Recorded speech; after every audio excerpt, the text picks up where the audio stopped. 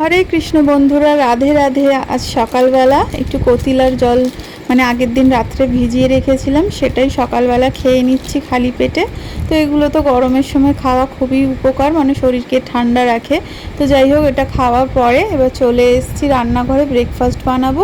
তো ব্রেকফাস্টে বানাবো আজকে ডিম টোস্ট। তো তার জন্য ডিম, পেঁয়াজ, কাঁচা লঙ্কা এগুলো কুচিয়ে নিয়েছি, আর পাউরুটি তো রয়েছে সাথে। তো ডিম টোস্ট বানাবো। তো একে একে এই যে ডিম টোস্ট আমি বানিয়ে নিচ্ছি। আজকে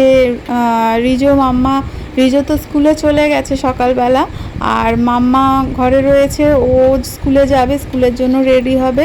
তো ওদেরকে টিফিন করে দেবো আর কি। রিজোর জন্য টিফিন বানিয়ে রাখবো, ও স্কুল থেকে এসে খাবে, আর মাম্মাও স্কুলে খেয়ে যাবে, আর আমরাও তো সকালবেলা ব্রেকফাস্টটা সারবো। তো সে কারণে তো, আর এখানে দেখো একটু চাও আমি নিজের জন্য বসিয়ে নিয়েছি। আগে না আমি চা খেতে একদমই পছন্দ করতাম না, কিন্তু ইদানিং চা না খেলে যেন কিছু একটা মিসিং মনে হয়। তো সেই জন্য সারাদিনে 2বার অন্তত আমাকে চা খেতেই হয়। লিকার চা খাই যদিও, বা দুধ চা খাই না, খেতে পারি না। আর এই যে দেখো এখানে ডিম টোস্ট রেডি হয়ে গেছে। আমি এরকম ট্রায়াঙ্গেল শেপে কেটে নিয়েছি, আর তার সাথে তো চা রয়েছে। এই যে ব্রেকফাস্ট আমার করা হয়ে গিয়েছে। তো এদিকে একটুখানি তোমাদেরকে দেখায়, এই সরকার থেকে যে ঘাস তুলতে আসে না, তো সেই সমস্ত কাজ করতে এসেছিলো সকালবেলা মিস্ত্রিরা, অনেক সকালবেলাই এসেছিলো। তো কাজ টাজ করে দিয়ে চলে গেছে। আর এদিকে দেখো বেলা বেড়ে গেছে, মাম্মা স্কুলে রেডি হয়ে চলে গেছে, সেসব আর তোমাদেরকে দেখানো হয়নি। তো রিজয় বাবা বেশ কিছুটা মাছ নিয়ে এসছে, তো সেই মাছগুলোকেই এখন আমি ধোবো, কারণ দুপুরবেলা রান্নাটা চাপিয়ে দিয়েছি, ওদিকে ভাত বসিয়ে দিয়েছি।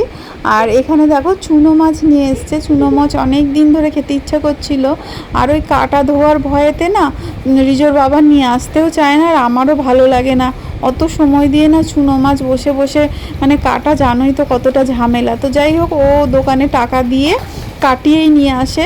তো আমি শুধু সেটাকে ভালোভাবে মানে পরিষ্কার করে নিলাম, ঝুড়ির মধ্যে দিয়ে ঘষে ঘষে ভালো করে। আর এদিকে ভাত ফুটছে, আর এই যে চুনো মাছের মধ্যে নুন হলুদ মাখাচ্ছি, আর তার সাথে একটু সর্ষের তেল দিয়ে দিচ্ছি। সর্ষের তেলটা দিলে মাছের মধ্যে কি হয় জানো তো, মাছটা না বেশ শক্ত থাকে, আর চুনো মাছ এগুলো তো তাড়াতাড়ি গলে যায়, সে কারণে। তো যাই হোক, এই যে মাখিয়ে নিচ্ছি, আজকের এটাই রান্না হবে। তো পুরো চুনো মাছটা করবো না, অনেকটাই রয়েছে। আর এখানে রয়েছে আর মাছ, তো আর মাছের ঝাল রান্না করা হবে আজকের দুপুরবেলা।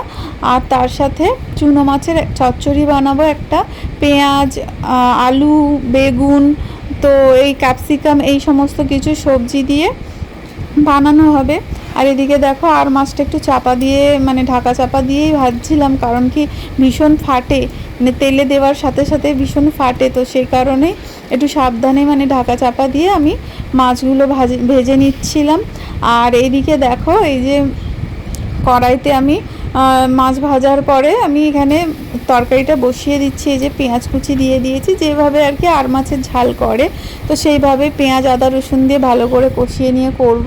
আর এদিকে এই যে দেখো সরু সরু করে আলু, বেগুন, পেঁয়াজ, ক্যাপসিকাম এগুলো কুচিয়ে নিয়েছি। এগুলোর সাথে এই যে চুনো মাছটা দিয়ে একদম মাখা মাখা একটা চচ্চড়ি বানাবো। আর এই যে দেখো আর মাছ আমার ভাজা হয়ে গিয়েছে, আলু ভেজেও তুলে নিয়েছি। তো এবার শুধু তরকারিটা বসাবো। আর এদিকে দেখো চুনো মাছও আমার ভাজা হয়ে গেছে, আর বেশ কয়েকটা চিংড়ি মাছ ছিল ফ্রিজে, সেটাও আমি চুনো মাছের সাথে ভেজে নিয়েছি। তো এদিকে আর মাছের ঝালটা বসানোর জন্য আলু মশলার সাথে কষিয়ে নিচ্ছি।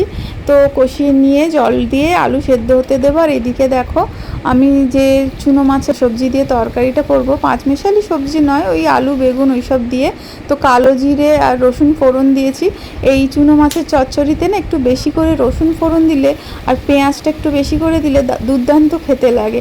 তো মশলার মধ্যে ওটাই যা, রসুন আর কালো জিরে, এছাড়া আর কিছুই না। এবার সমস্ত সবজিটাকে ভালোভাবে ভেজে নিয়েছি, নুন হলুদ আর লঙ্কার গুঁড়ো দিয়ে ভালোভাবে কষিয়ে নিয়ে অল্প সামান্য একটু জল দিয়ে আলুগুলো সেদ্ধ হতে দিয়েছিলাম আর কি। তো আলু সেদ্ধ হয়ে এসছে, এবার আমি চুনো মাছগুলো ঢেলে দিলাম, দিয়ে এবার নাড়াচাড়া করে আবার একটুখানি ঢাকা চাপা দিয়ে দেবো, যাতে মাছের মধ্যে রসগুলো আর কি টেনে নেয়। আর বেশি আগে থেকে চুনো মাছ দিয়ে দিলে না একটু তেতো তেতো ভাব লাগে খেতে, অনেক চুনো মাছ একটু তেতো হয়, তো সে কারণে তো সেই জন্য আমি সবার শেষেই দিই। তো এই যে ঢাকা চাপা দিয়ে খানিকক্ষণ রেখে দেবো। আর এদিকে দেখো আমার আর মাছের ঝোলটাও ফুটে এসছে। তো এর মধ্যে এবার আমি মাছটা দিয়ে দেবো, আলুটা সেদ্ধ হয়েছে কিনা দেখে নেব। তো আলু সেদ্ধ হয়ে এসছে মোটামুটি, এবারে মাছটা দিয়ে বেশ খানিকক্ষণ ফোটাতে হবে। আর মাছ ঝোলের মধ্যে দিয়ে যত বেশিক্ষণ ফোটানো হবে তত কিন্তু মাছের স্বাদ বাড়বে। তো এই মাছটা যেহেতু শক্ত হয় সে কারণে একটু বেশিক্ষণ সময় ধরে ঝোলের মধ্যে ফুটতে দিতে হয়। তো আমি এটাকে ঢাকা চাপা দিয়ে অনেকক্ষণ ফুটতে দেব। আর এদিকে দেখো আমার চুনো মাছের চচ্চড়িটাও একদম রেডি হয়ে গেছে। তো কয়েকটা কাঁচা লঙ্কা একটুখানি চিড়ে দিয়ে দিয়েছি যাতে স্বাদগন্ধটা আরও ভালো হয়। আর চুনো মাছের চচ্চড়িটা দেখতে যতটা সুন্দর হয়েছিল খেতে কিন্তু তার থেকেও সুন্দর হয়েছিল, বেশ ভালো হয়েছিল খেতে। তো যাই হোক, এদিকে দেখো আমার আর মাছের ঝোলটাও রেডি হয়ে গেছে।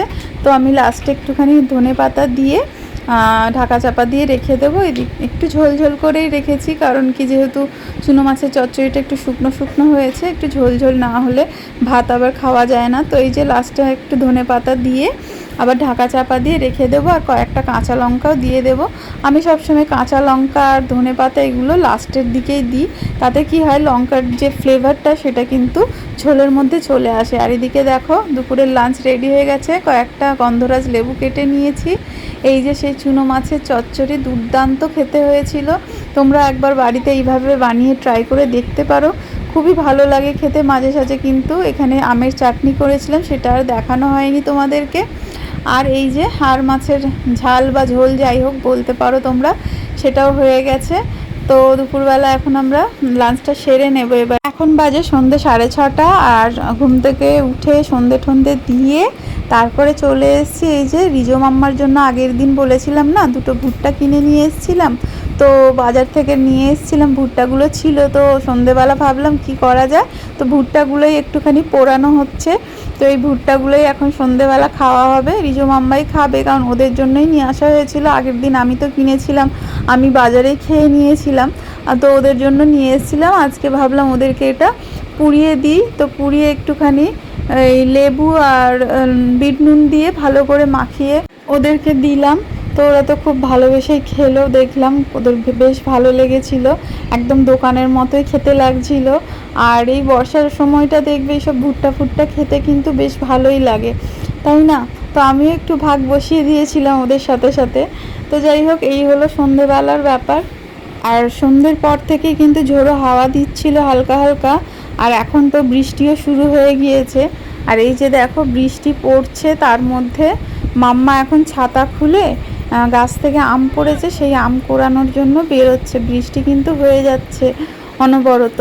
তো যাই হোক, আমাদের এখানে দেখো একটু জলও জমে গিয়েছে, আর কয়েকটা আম পড়েছে, সেই জন্য মাম্মা গিয়ে সেই আম কুড়াতে যাচ্ছে। তো আমি তো আর বেরোইনি, মাম্মাই কুড়াচ্ছিল সেই সময়টা। আর রাত্রের দিকে অনেক ঝড় যখন শুরু হয়েছিল তখন প্রচুর আম পড়েছিল। তো তখন কিন্তু আমি বেরিয়েছিলাম রাত্রেবেলা, তখন আর ভিডিওটা করা হয়নি। যাই হোক, প্রচুর আম কুড়িয়েছি, খুব মজা লাগে কিন্তু এরকম বৃষ্টি ঝড় বৃষ্টির সময় আম গাছের তলা থেকে এরকম আম কুড়াতে কার কার ভালো লাগে বলবে। আমরা ছোটোবেলায় কিন্তু খুব এরকম করতাম। আমি তো বিশেষ করে গাছে চড়তে ভীষণ পছন্দ করতাম, আর গাছে উঠতাম, আম পাড়তাম, সেই সব ছোটোবেলাকার কথা মনে পড়ে যায়। এখন তো আর সেই সমস্ত কিছু হয় না।